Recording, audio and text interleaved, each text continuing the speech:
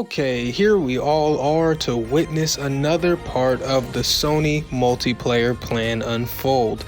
Because if you didn't know, Guerrilla Games of Horizon and Killzone fame have just confirmed what's been rumored for a while now.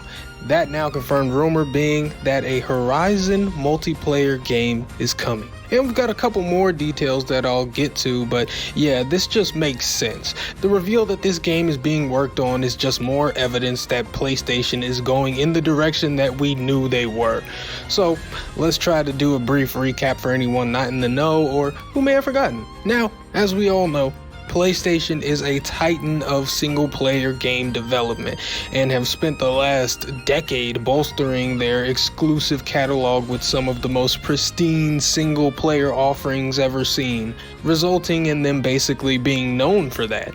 To the point where the reality has become that if you like single-player games and you don't have a PlayStation, you're doing yourself a disservice. But can that same thing be said for multiplayer? Of course not. And of course, PlayStation would be looking to change this. And in the last year or so, we have begun to witness the beginning stages of this new multiplayer phase that is no doubt soon to come for PlayStation. And when I say soon to come, I mean within the next year or two, likely two. But anyway, this shift into multiplayer mostly began to become apparent to the public when rumors of a standalone multiplayer game set in the world of The Last of Us began to circulate. That game would later be confirmed and compounded with the fact that Sony purchased Bungie, the devs behind Destiny 2.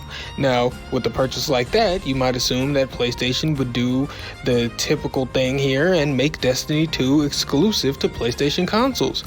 But they didn't, and allowed Bungie to retain complete independence as well. So, why buy Bungie at all? Well, the good folks over at Bungie have a reputation for knowing how to keep the internet infrastructure, connectivity, netcode, whatever the fuck, chugging along nicely when it comes to live service games. And they're not too bad at the live service part of it either, seeing as how Destiny 2 has been around since 2017 and is doing just fucking fine. So, if I were making a multiplayer game attached to my biggest franchise and I need to make sure I'm doing it right, these might be the people I enlist to help. I could give two shits if you keep your game on all the other consoles and if you keep doing business how you do business. Just help me make some good shit. So many games have tried to emulate the success and formula of Destiny, and most of them fall off a cliff. So instead, Sony just went, let's just get the actual guys, huh? And Sony didn't stop there. They went out and hired a man by the name of Anders Howard, who is responsible for the base and core of what Fortnite's Battle Pass and progression is like. And if you've played Fortnite and you've played other games, you've probably noticed that Fortnite's Battle Pass and XP systems and whatnot are considerably more generous, which in turn makes you play more, which in turn makes you buy more. And this has worked out very well for Fortnite.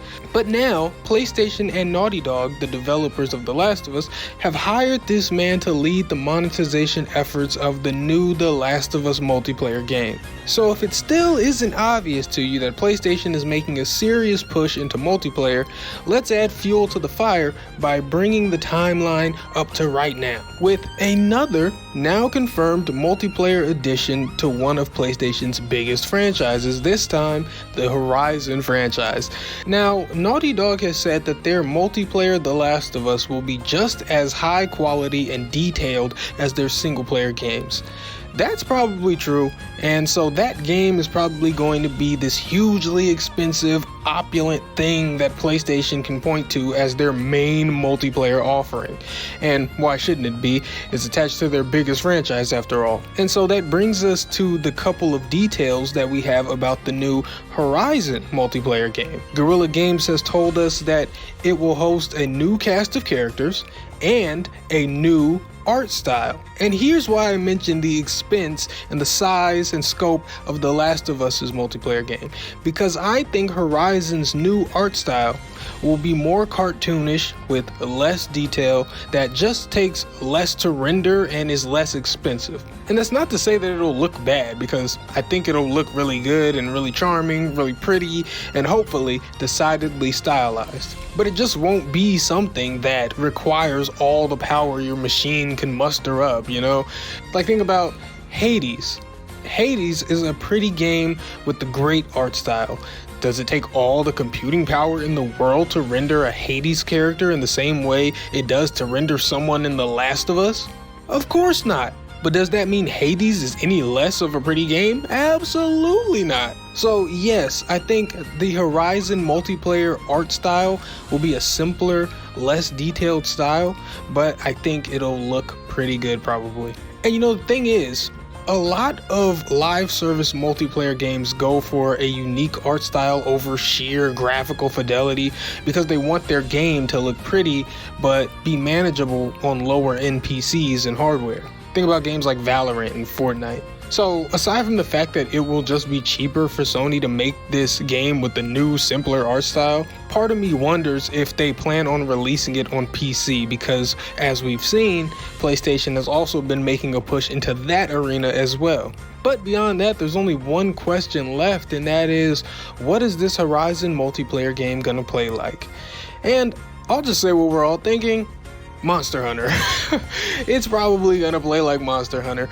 I'm sure it'll have its own unique qualities that give it its own identity and flair and make it stand out, but the base of it is likely gonna be Monster Hunter-ish, but who really knows? I would be very pleasantly surprised if it wasn't riffing on what Monster Hunter has created, because the base game for Horizon, the two single player games, have, you know, riffed on what Monster Hunter is. Like, you know what I'm saying? Like, they have some of that in them. I don't think they would deny that. But if the multiplayer game does end up playing like Monster Hunter, I think it'll be interesting to see how things actually shape out with the monster hunting genre as a whole, because then the monster hunting genre will actually be in a place where it has competitors, where it has multiple games that exist at the same time, duking it out for player attention.